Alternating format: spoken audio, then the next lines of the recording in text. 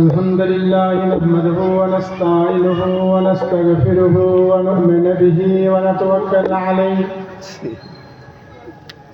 ونعوذ بالله من شرور أنفسنا ومن سيئات أعمالنا من يهده الله فلا مضل له ومن يضلله فلا هادي له وأشهد أن لا إله إلا الله وحده لا شريك له وأشهد أن محمدا عبده ورسوله أما بعد فإن خير الحديث كتاب الله وخير الهدي هدي محمد صلى الله عليه وسلم وشر الأمور محدثاتها وكل محدثة بدعة وكل بدعة ضلالة وكل ضلالة في النار أما بعد أعوذ بالله من الشيطان الرجيم بسم الله الرحمن الرحيم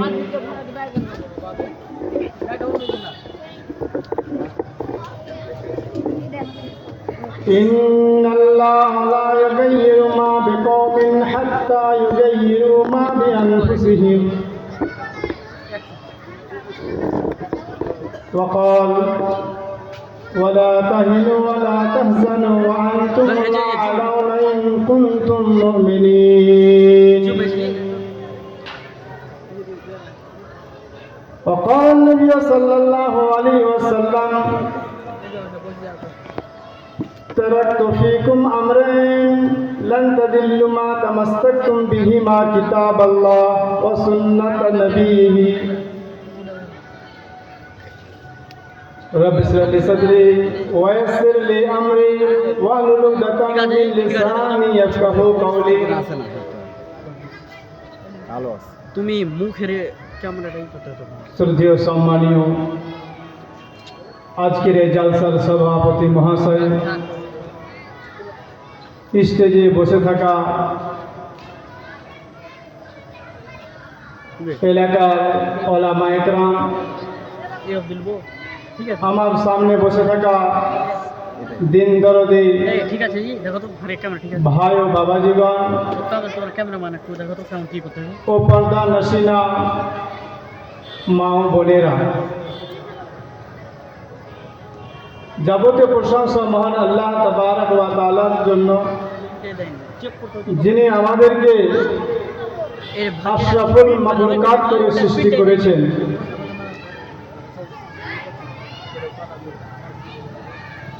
অতঃপর আমাদের ধর্মের গুরু নবী মুহাম্মদুর রাসূলুল্লাহ সাল্লাল্লাহু আলাইহি ওয়াসাল্লামের উপর অসংখ্য শান্তির ধারা অবতীর্ণ হোক। আল্লাহুম্মা সাল্লি আলাইহি আল্লাহুম্মা বারিক আলাইহি। ইসলাম দরদি ভাই সকল, আজকে আপনাদের সামনে যে বিষয় নিয়ে আলোচনা করব মনে করছি সেটি হচ্ছে, আজকে সারা বিশ্বে মুসলমানরা অপমানিত কেন?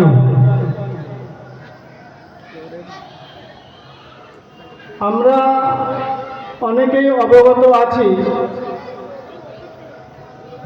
যে শুধুমাত্র ভারতবর্ষে নয়, সারা বিশ্বে যদি আমরা দেখি তাহলে প্রায়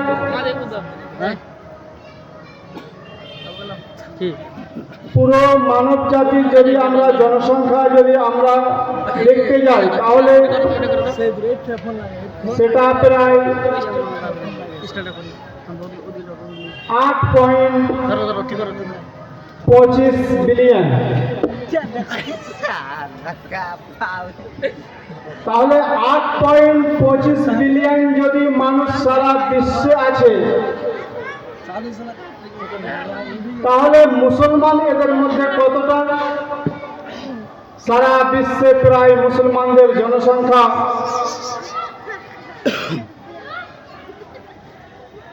2 পয়েন্ট। তাহলে বোঝা গেল যে আজকে এই পুরো বিশ্বে প্রত্যেক 4টি মানুষের মধ্যে একজন মুসলমান। পৃথিবীতে যত রকমের ধর্ম রয়েছে, যেই কোনো মাযহাব ধর্মের মান্যওয়ালা হয়, ওদের মধ্যে মুসলমানের সংখ্যা 4 ভাগের 1 ভাগ। পুরো বিশ্বে যদি আমরা দেখতে যাই, তাহলে আমরা এটা সংখ্যা পেয়ে যাব। মুসলমানের দেশ, যেখানে মুসলিম হুকুমত করে, যেখানে মুসলিম নেতৃত্ব করে, যেখানে ইসলামিক কালচার চলে, যেকে ইসলামিক দেশ বলা হয়, প্রায় 58টা। তাহলে মুসলমান আজকে আমরা সংখ্যায় কম নয়, আজকে সংখ্যায় কম নয়, আর তারপরেও আমরা সারা পৃথিবীতে অপমানিত হচ্ছি, আমাদেরকে অপমান করা হচ্ছে।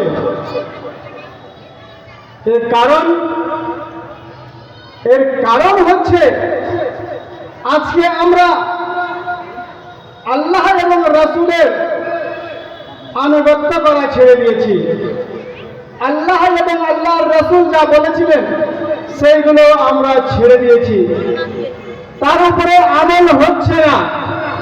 আজকে আমরা মনে মনে ভাবছি, যেই জায়গায় আমরা যাচ্ছি, ট্রেনে, বাসে, জাহাজে, যে কোনো জায়গায় আমরা সফর করছি, আমরা সফর যে করছি, আমরা কোনো জায়গায় নিরাপদ নয়।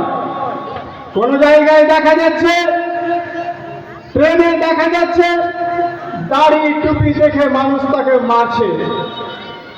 কোন জায়গায় কিচ্ছু বোঝে না, শুধুমাত্র সে পাঞ্জাবি পায়জামা পরে আছে, তার দাড়ি আছে, তার মাথায় টুপি আছে, এই মুসলমান এই জন্য সে মার খাচ্ছে, অপমান করা হচ্ছে, অপদস্থ করা হচ্ছে। মনে রাখবেন, আজকে আমরা নিজেই এই বিপদ ডেকে এনেছি। আজকে যদি আমরা কোরআন এবং সুন্নাহর উপরে আমল করতাম, তাহলে এরকম দশা হতো না, আমাদের এই পরিমাণ হতো না।